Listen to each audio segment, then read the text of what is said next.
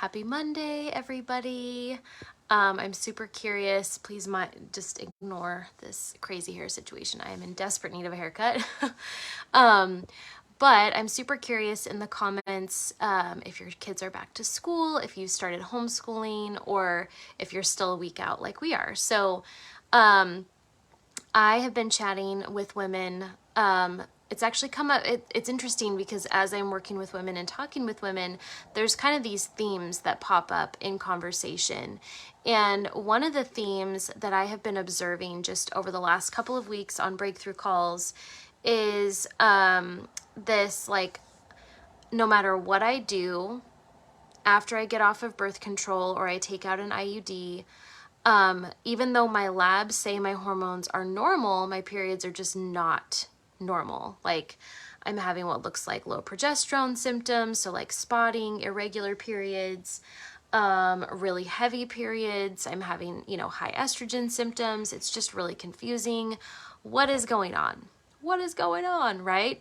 So that's a great question, and I would love to answer that for you because I fully understand how confusing this is. So in order to understand why your body doesn't just bounce back after you go off of birth control, whether that be to get pregnant again or you're just trying to balance out your hormones afterwards, is because of the gut-brain-ovary connection. And what that means is that birth control actually disrupts the signaling between the gut, the brain, and the ovaries. So your gut produce all of this these different bacterias and different chemicals that then tell the brain to tell the ovaries to produce more progesterone. And at the right time of the month, this is essential. It's an essential piece of communication. And so birth control actually disrupts that signaling. There's a reason it's called birth control.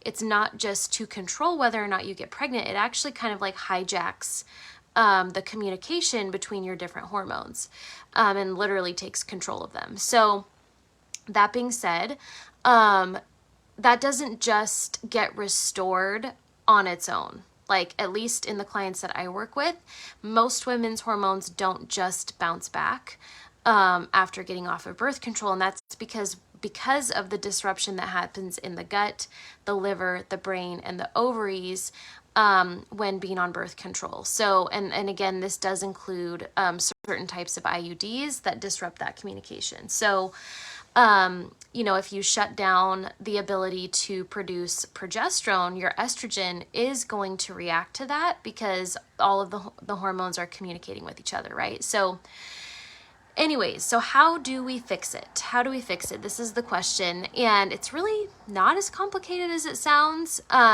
Every case is a case-by-case situation, meaning that we're taking into account their history, their medical history, what medications they're on, etc. But really what we need to do is focus on healing that gut-brain connection, making the gut a really healthy environment so that it can start to communicate with your brain and tell it to communicate with your ovaries that it's time to make progesterone.